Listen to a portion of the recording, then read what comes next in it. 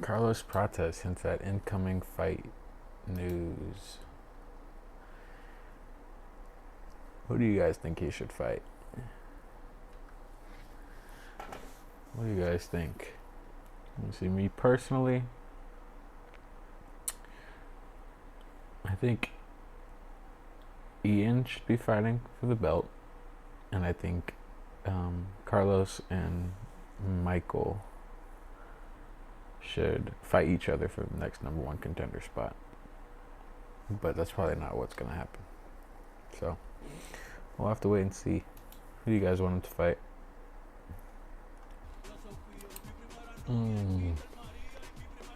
Okay. Let's take a second. Let's talk about this Bad Bunny halftime show. So I didn't watch it. I wanted to watch it. I started watching the Super Bowl, and like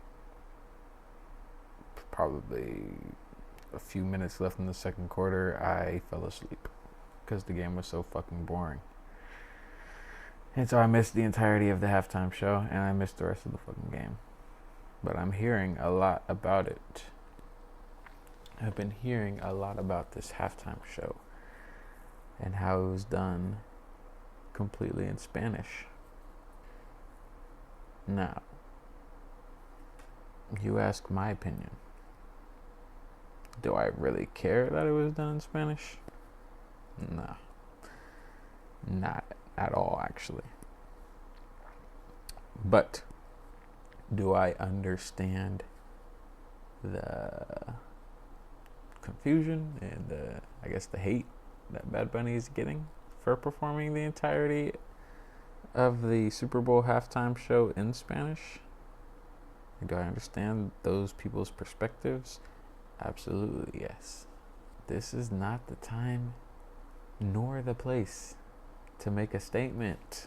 Not everything always has to be so political, especially nowadays. Like, goddamn, we need things that are just fucking what they are.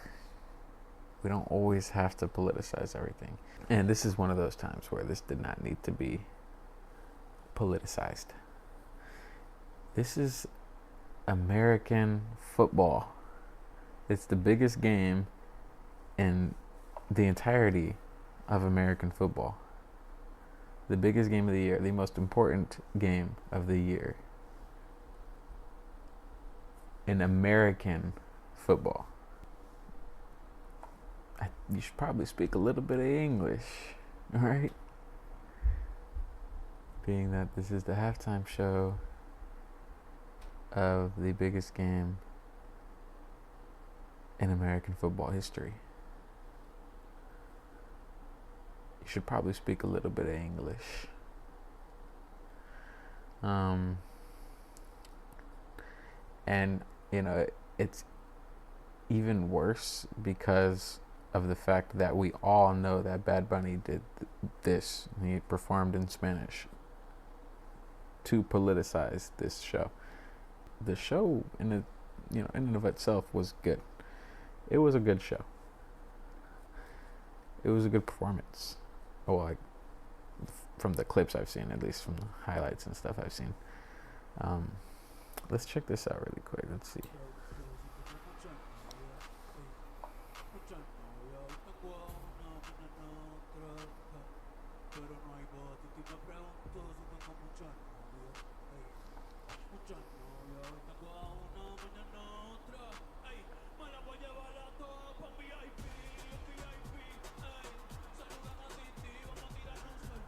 You could hear a little pop in the crowd, but it's pretty small. It's a pretty small pop. All those people there.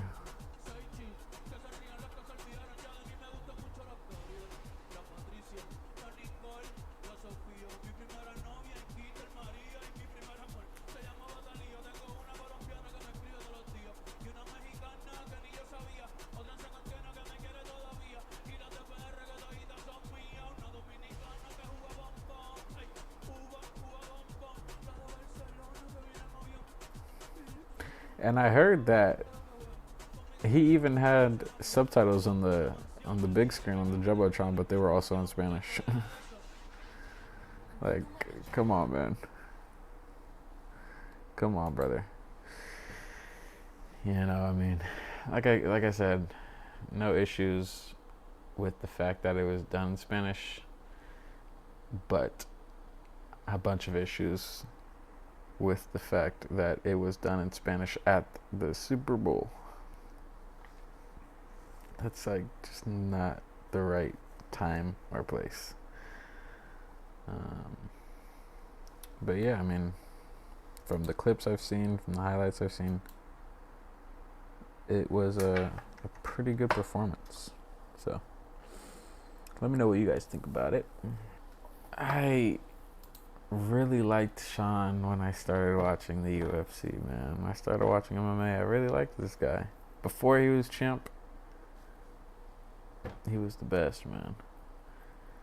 Now he's just such a fucking weirdo, and he's like, it just doesn't work. And I hate that the UFC pushes him so hard, because there is like at least a 50% chance that this guy's gonna get the next shot at the title, when we all know Merab is the most deserving of the immediate rematch out of every champion that we have now, other than maybe Valentina.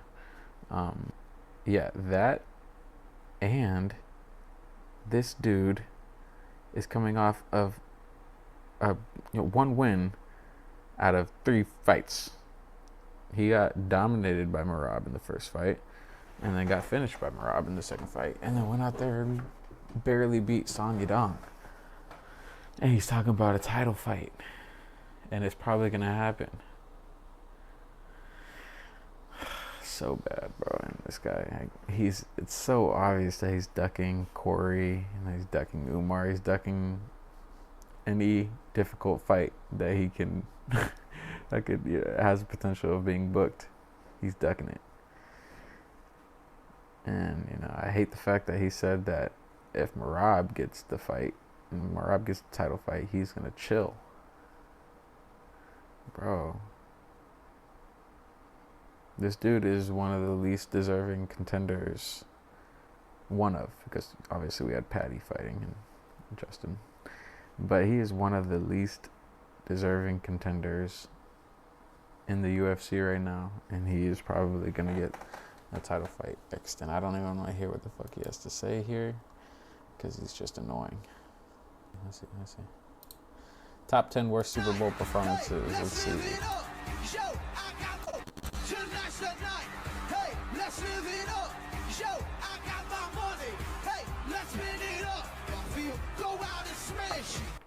I mean, Black Eyed Peas didn't seem too horrible in that clip.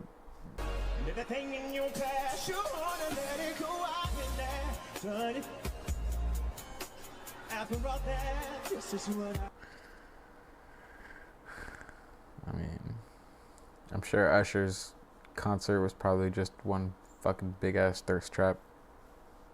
So.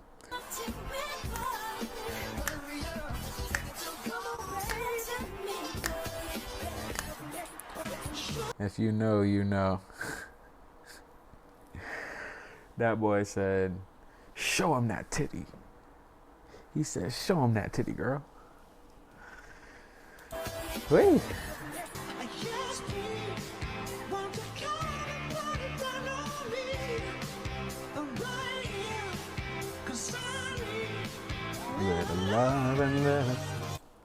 I don't understand how Maroon 5's could have been that bad. I mean, they got some pretty nice bangers, They're pretty regular, pretty chill.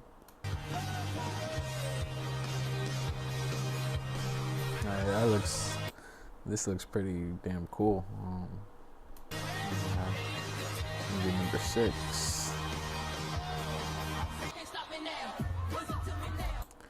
Katy Perry is like one of the worst performers I've ever even seen.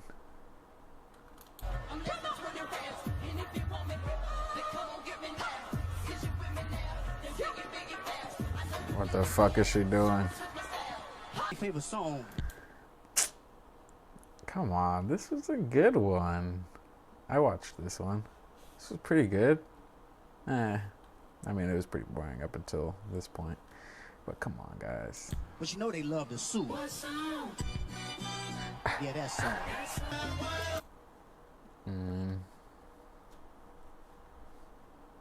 Shouldn't do your entire fucking set in Spanish at an American football game. That's pretty self-explanatory.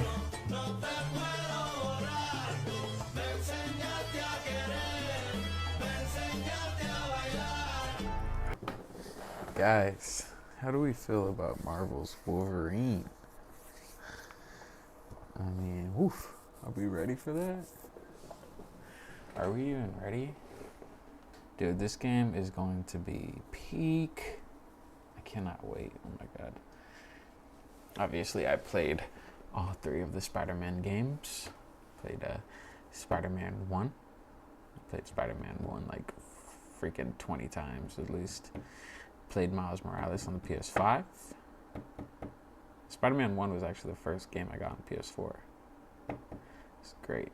It's like I got the PS4 Spider-Man edition. It came with it, and I played the freak out of that game. And then Miles Morales obviously was one of the first games I played on the PS5. I waited to play that until I got a PS5. And then Spider-Man 2, banger.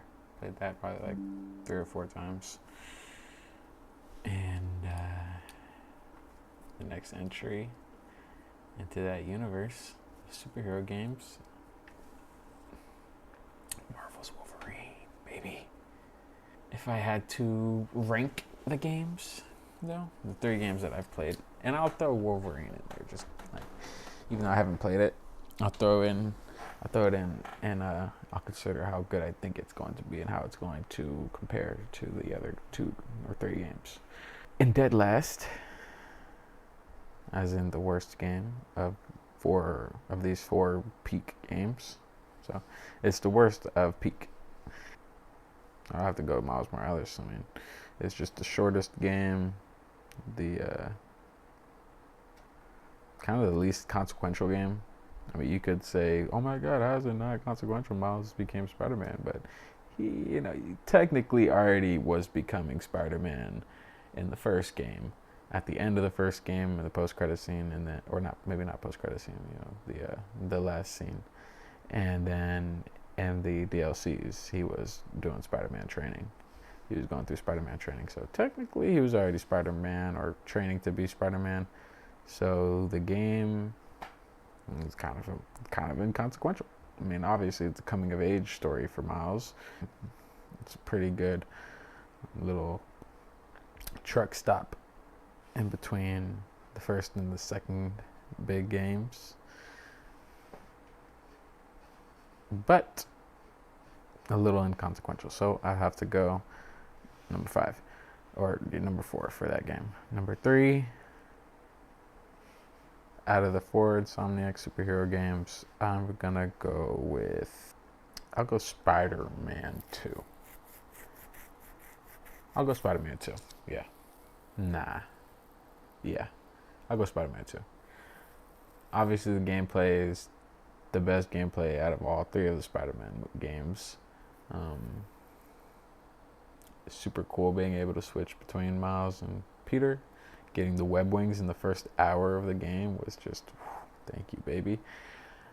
That whole first hour, the first big battle with Sandman is absolutely ridiculous. I remember playing that for the first time whatever year it came out, probably 2023, that's what I'm assuming, is when Spider-Man came out, Spider-Man 2. And I remember I pre-ordered it and I downloaded it already, so it was already ready on my PlayStation, but obviously you couldn't play until the release day.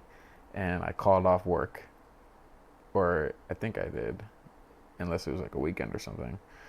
Called off work, and I woke up.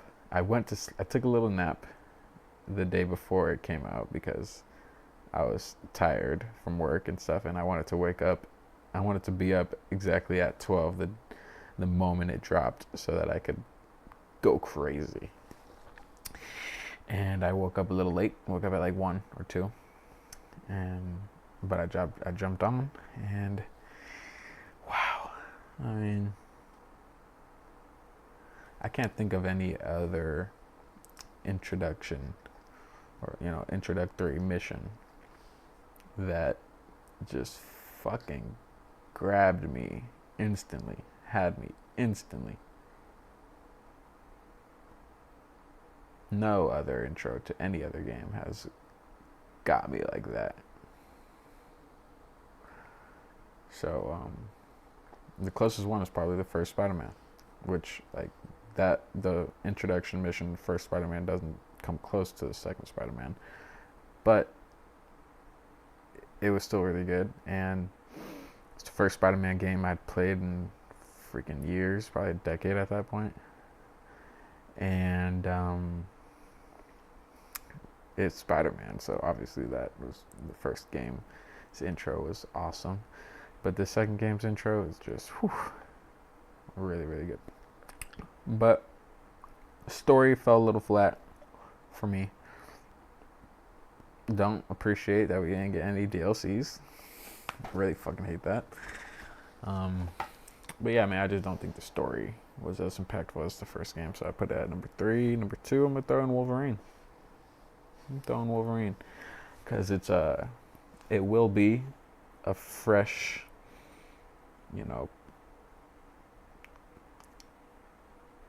fresh feel, I guess.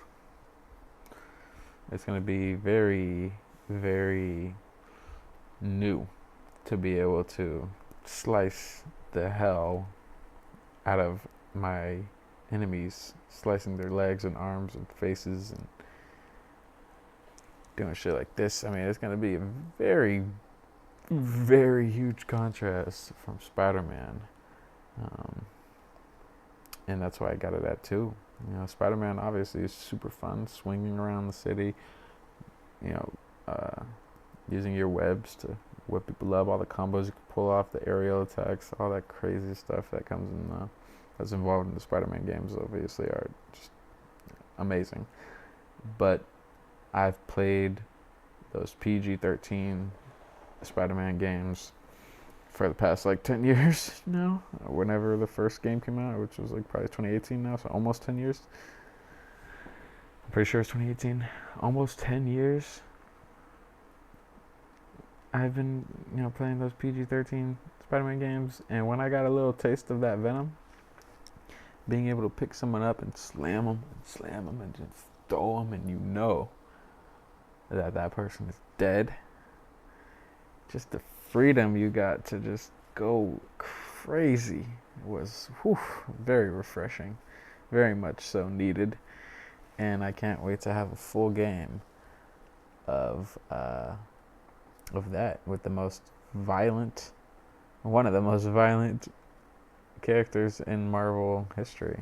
So we're very excited for Wolverine. That goes number 2, and number 1 I have to put the first Spider-Man game in the rankings. I put the first Spider-Man game because of the impact that it had. It was a fun game overall. The gameplay was pretty good. I liked the web wheel with all those crazy different gadgets, even though you only used 2 or 3 of them. I liked it. I can't think of anything the first game does better than the second game, other than the story, but I still have to put it at number 1. Gameplay is better in the second game, of course, but first game, it's the impact of the first game, the feeling that I got when I got to swing around a Spider-Man for the first time and swing and then jump onto the building, run off the building, and jump off the building, and then start swinging again, or go from building to building, run, jump to another building, jump to another building, and then jump and then swing. I mean, woof. That shit got me high. You know what I'm saying? Great game. So I'll have to put that number 1. And that is my list.